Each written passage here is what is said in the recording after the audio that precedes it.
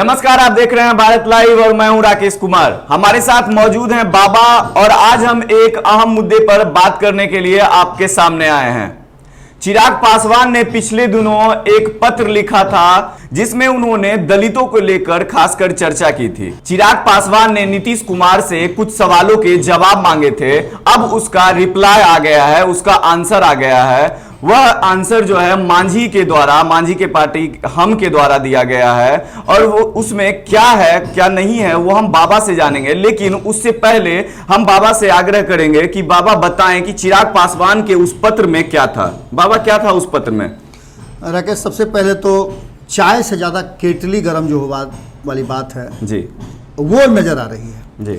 और दूसरी सबसे जो महत्वपूर्ण बात है वो ये है कि जब जब नीतीश कुमार मुश्किलों में पड़ते हैं जी, तो उन्हें मांझी की याद जरूर आती है, इसलिए कि मांझी ही उनको पार लगा सकते हैं। जी। 2014 में जब नीतीश कुमार पहली बार मुश्किलों में घिरे थे जी, बड़ी बुरी तरह से नरेंद्र मोदी के सामने उनका पर्चा हिल गया था।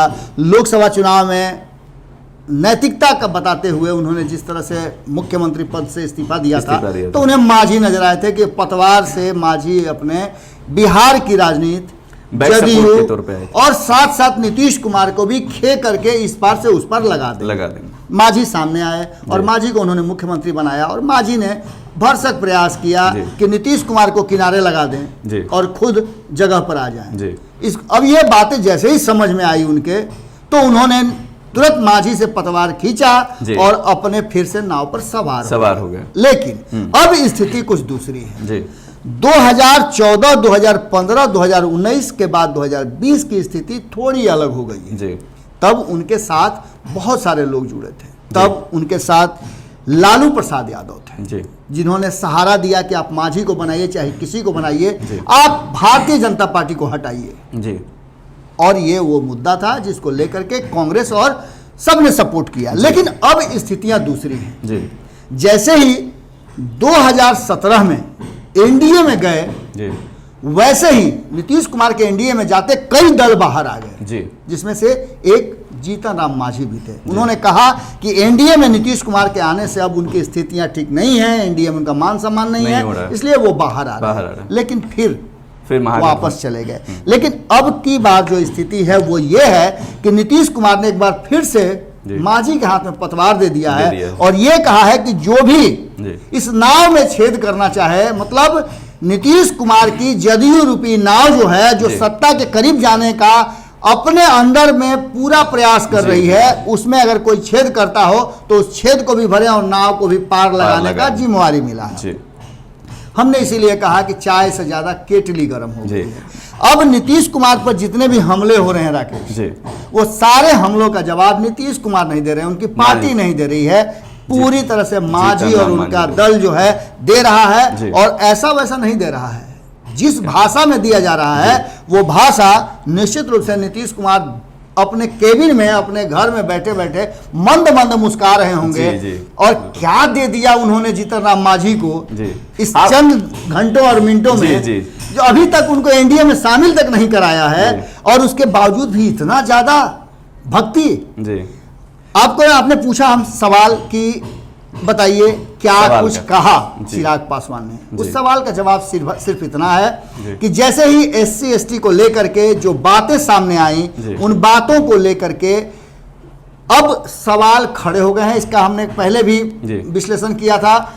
अब सबसे बड़ी बात यह है कि जिस तरह से 15 साल की बातों को लेकर के चिराग पासवान ने एक चिट्ठी लिखी है, वो चिट्ठी बवाल का घर हो गया और चिट्ठी ने बवाल मचा दिया है। और उस बवाल को शांत करने के लिए पूरी तरह से कहीं ना कहीं जीतन राम मांझी और उनका कुनबा जो है अब इस पर अपना जो है रंग रोगन चढ़ाना शुरू कर चुका है और घेरना शुरू कर चुका है।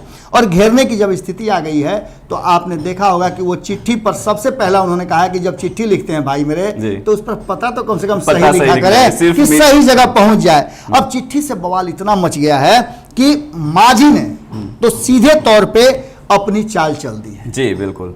जिस तरह से उन्होंने नीतीश कुमार को लेकर के कहा है कि 15 साल में नीतीश कुमार ने क्या किया, ये तो अलग बात है। आप बताइए कि दलितों के लिए आपने क्या किया? लालू यादव के 15 साल में फिर क्या हुआ? दलितों के लिए आपने क्या किया है, और दलित के नेता बन करके आपने कितने दलितों का उद्धार किया है परिवार को छोड़ करके? जी बिल्कुल। ये बातें अब बहुत ज्यादा हो गई हैं। इसके साथ साथ और भी कई मुद्दे हैं जिसमें सीधी तौर पे उस चिट्ठी में एक बात का वर्णन था कि नीतीश कुमार जी 15 साल में कितने माफियाओं को, कितने दलितों पर अत्याचार करने वाले लोगों को आपने जेल में डाला, या कितने दलित परिवारों को आपने नौकरी दी। जी।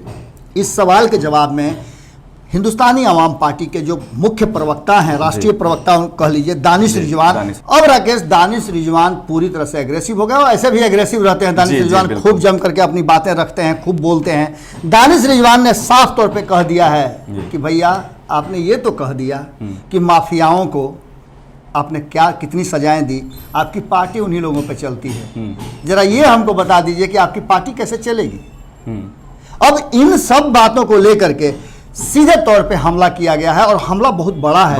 कि चिराग जी जरा ये बता दीजिए कि आप मीडिया का पता कैसे लिख देते हैं इन सब बातों में? आपको पता लिखना है तो मुख्यमंत्री आवास का लिखिए, मुख्यमंत्री का पता लिखिए, और पता लिखने के बाद तब आपकी चिट्ठी जगह पर पहुंचेगी, और जगह पर पहुंचेगी तब बातें होंगी।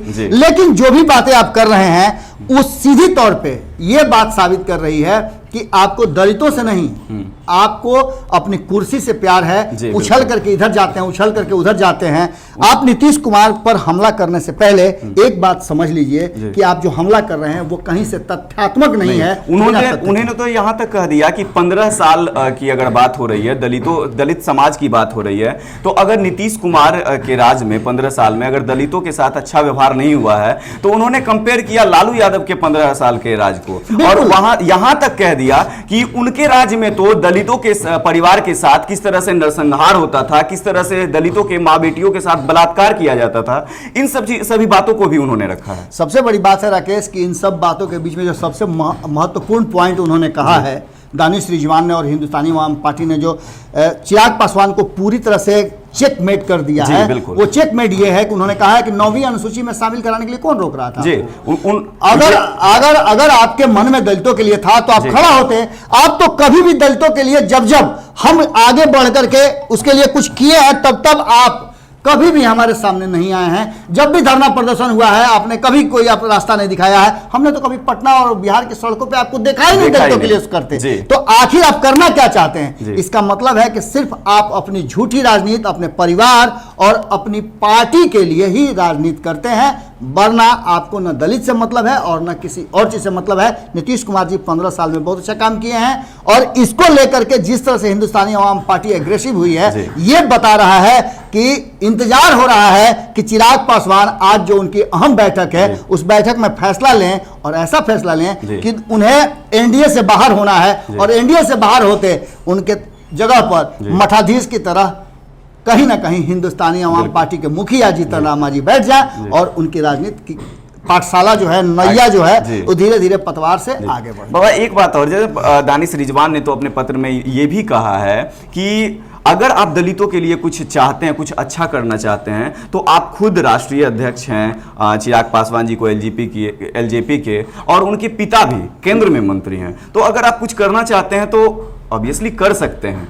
बिल्कुल राकेश, यही बातें हैं। और आप समझ लीजिए कि चुनावी साल चल रहा है, चुनाव का अंतिम चरण चल रहा है, और ऐसे में ये सब बातें तो होंगी ही। कोई दलित को अधिकार देने की बात करेगा और कोई दलितों को लेकर के राजनीति करेगा। इसके सिवाय 15 साल या 5 साल जो आप चुन करके भेजते हैं, उस बीच में आपके नेता क्या करते हैं, आपके जनप्रतिनिधि क्या करते हैं, बड़ी जिम्मेवारी है जनता पर कि उनसे सवाल भी पूछें और उनसे ये बात भी जानें कि कौन आपके हक, हुकूक और हिस्से की बात कर रहा है। इस पर अगर ध्यान नहीं रखे तो लोकतंत्र कमजोर होगा, और लोग तो कमजोर हो ही रहे हैं। बाबा, हम शुरू में बात कर रहे थे सूबे में माफियाओं की, तो दानिश रिजवान ने अपने पत्र, जो हम पार्टी के द्वारा जो एक पत्र आया है, मांझी जी के द्वारा पत्र आया है, उसमें स्पष्ट कर दिया है राकेश, उसमें स्पष्ट कर दिया उन्होंने कि आपकी पार्टी माफियाओं से ही चलती है। किन माफियाओं की बात कर रहे हैं? माफियाओं में आप उठा के देख लीजिए ना, पूरा लाइन लेंथ बना हुआ है, पूरा लिस्ट है, जिस लिस्ट को लेकर के उन पर इशारा कर रहा है, और ये अब चलता रहेगा माफियाओं का जब तक भी कह दिया है उन्होंने, लाया ही गया है। अगर नीतीश कुमार ने इंट्रोड्यूस किया है हिंदुस्तानी आवाम पार्टी को अपने हक हुकूक के लिए अपने साथ, तो निश्चित रूप से वो चिराग पासवान के अगेंस्ट में ही खड़ा होंगे और जो उनको काम दिया गया वो बाखूबी निभा रहे हैं। जी, आप देखिए किस तरह से हिंदुस्तानी अवाम पार्टी चिराग पासवान को आउट करने के लिए, चेक एंड मेट करने के लिए तैयार नजर आ रहा है। जी, तो चिराग पासवान के पत्र का एक बड़ा जो है रिप्लाई बैक आया है, एक बड़ा आंसर आया है मांझी की पार्टी हम के द्वारा, और उन्होंने एक सीधे तौर पे निशाना साधते हुए बड़ी बातें कही है और कई सवाल खड़ा कर दिए हैं चिराग पासवान के सामने।